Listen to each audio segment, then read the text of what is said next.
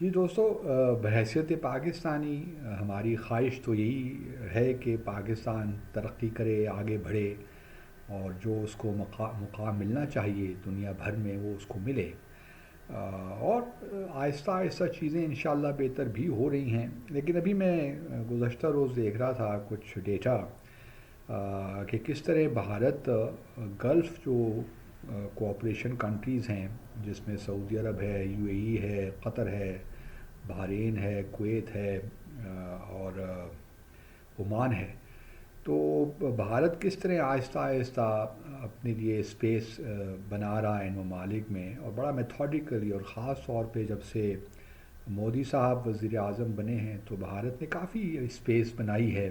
اور اگر آپ دیکھیے، میں صرف یہی دیکھ رہا تھا کہ اس وقت بھارت کی جو جو ورکرز ہیں یا جو بھارتی باشندے کام کر رہے ہیں یو اے ای میں، ان کی تعداد ہے ساڑھے، اب یا کہہ لیجیے 35 لاکھ کے قریب بھارتی باشندے وہاں پہ کام کر رہے ہیں، شہری۔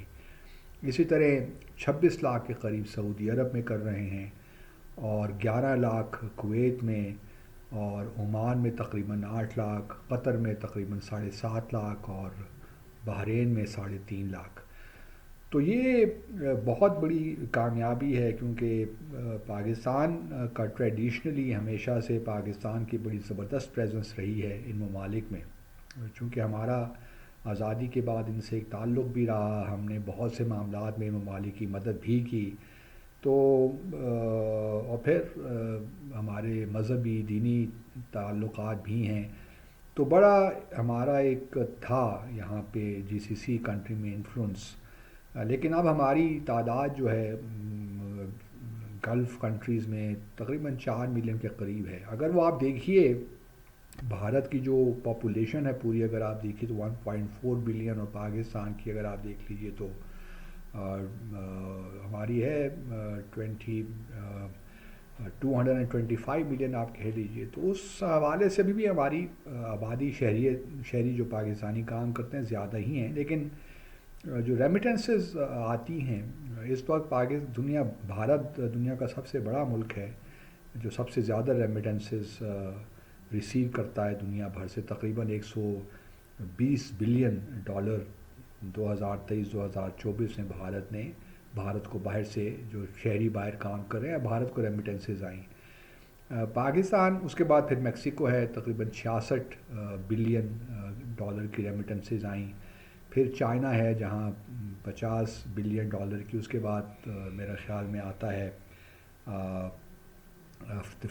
فلپائن جو ہے اس کی ہے، پھر پاکستان کا نمبر آتا ہے۔ پاکستان نے بھی اچھی خاصی اس میں محنت کی ہے، یہ ایسا نہیں ہے کہ ہمارے ہاں سے لوگ نہیں جا رہے اور ریمیٹنسز نہیں بھجوا رہے۔ ہمارے ہاں پچھلے سال 23-24 کا جو ہمارا فائنینشیل ایئر تھا اس میں آپ کہہ سکتے ہیں $2930 بلین کے قریب، which is not a bad figure, کیونکہ اس میں اضافہ ہو رہا ہے آہستہ آہستہ۔ لیکن اس کے لیے پہلی شرط یہ ہے کہ آپ کا جو لوگ ہیں باہر ان کو جاب اپرچونیٹیز ملیں۔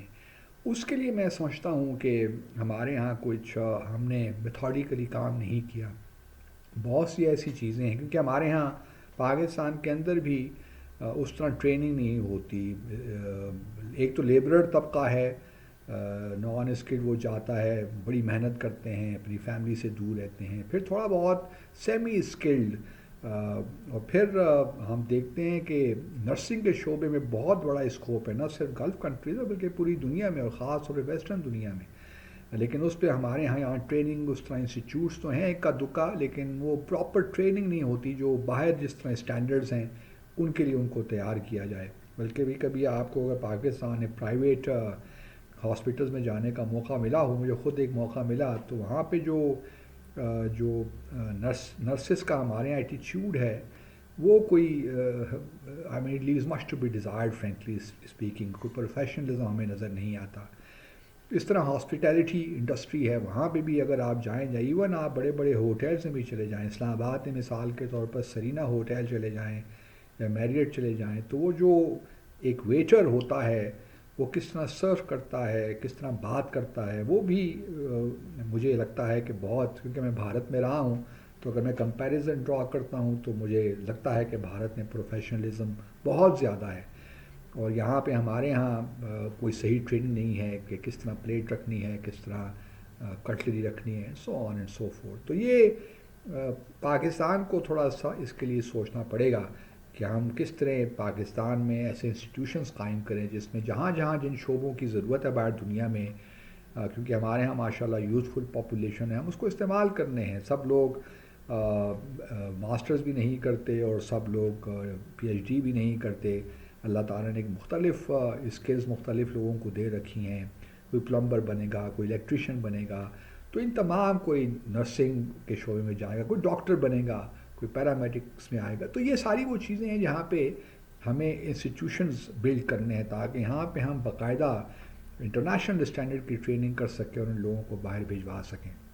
اور پھر بھارت میں اگر آپ دیکھیے تو صرف یہ نہیں کہ یہ اس کے لیے ایک پولیٹیکل انوائرمنٹ بھی چاہیے ہوتی ہے. بھارت نے پولیٹیکلی بھی انگیج کیا. آپ یو اے ای کو ہی لے لیجئے جو کہ بھارت کا سیونتھ لارجسٹ یا سکس لارجسٹ ہے ایف ڈی آئی، اس کی انویسٹمنٹ بھارت میں آ رہی ہے، اور سیکنڈ لارجسٹ ہے جو $120 بلین کا 18% آپ کہہ لیجئے کہ اس کو صرف یو اے ای سے ریمیٹنسز ملتی ہیں. اور ٹوٹل جو اگر آپ دیکھیے سعودی عرب اور گلف کنٹریز کو، تو تقریباً یہ $35 بلین کے قریب صرف اس کو گلف کنٹریز سے آتا ہے. تو ہمارے لیے بہت ابھی کرنا باقی ہے. اور پھر بھارت نے جو ہے انڈیا GCC ایک جوائنٹ منسٹریل بھی ایک ڈائلاگ کا اسٹریٹجک ڈائلاگ کا سلسلہ ہی بنا رکھا ہے، جس کے تحت بہت سے وہ ایریاز کور کرتے ہیں. اس میں ملٹری بھی ہے، ڈیفنس کوآپریشن بھی ہے، ایگریکلچر بھی ہے، کلچر بھی ہے، ہیلتھ کا سیکٹر بھی ہے، انرجی بھی ہے، ٹریڈ، اور ساری وہ چیزیں ہیں جس میں پاکستان اگر ہم ایک کنسسٹنٹ طریقے سے اور رزلٹ اورینٹڈ اپروچ اگر ہماری ہوتی ہے، ڈھاکزم سے اگر ہم نکلتے تو آج ہم شاید بھارت سے آگے ہی ہوتے. لیکن ایسا ہوا نہیں. اور کیونکہ بھارت بہرحال ایک بلو نیوی بھی اپنی بنا رہا ہے. اس نے ہوتی سے خلاف بھی جو ہے کافی ڈپلائمنٹ بھی کی پچھلے 1-2 سالوں میں، جب سے یہ جو غزہ کے 1 سال میں جب سے غزہ کا واقعہ شروع ہوا ہے.